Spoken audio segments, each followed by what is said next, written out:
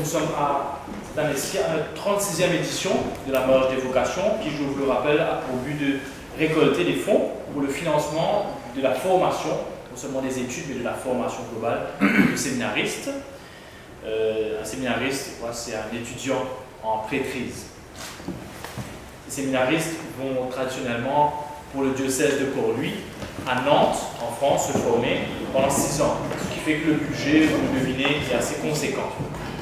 Nous avons actuellement 3 séminaristes, 2 qui s'apprêtent à partir, un actuellement en formation, et mauricien, et un Rodriguez aussi, puisque c'est un aspect important aussi, on aide financièrement l'église de Rodrigue.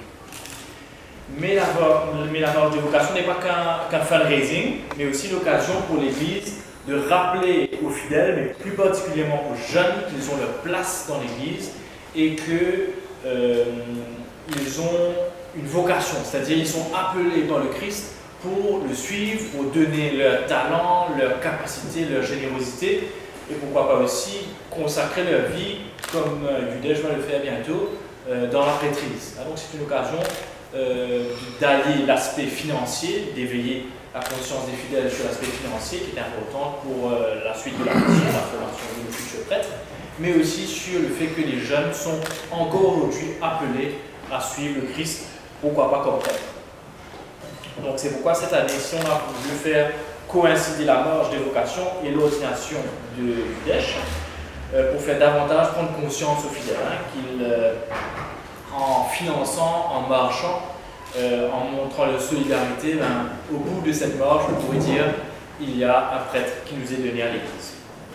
Et moi, de par mes engagements que j'avais sur la paroisse, je me disais, mais pourquoi pas être prêtre?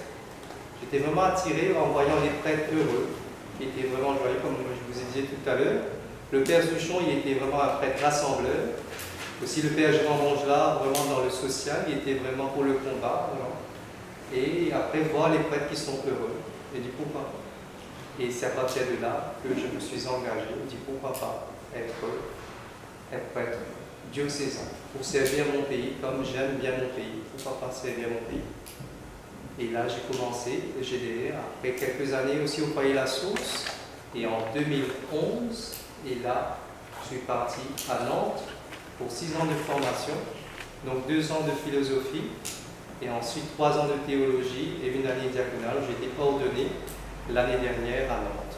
Pour l'instant, donc, le cardinal annoncera publiquement le jour d'ordination à la fin de la célébration, où je serai après, où je serai nommé pour la mission. Donc un peu de patience, le jour J, on saura. Après 10 ans, quel sentiment t'avais le clergé, même père, en voyant Je suis heureux de ne plus être dans quelques jours le plus jeune prêtre. Parce que je ne cesse de dire à mes paroissiens qu'il faut laisser la place, qu'il faut rajeunir l'Église.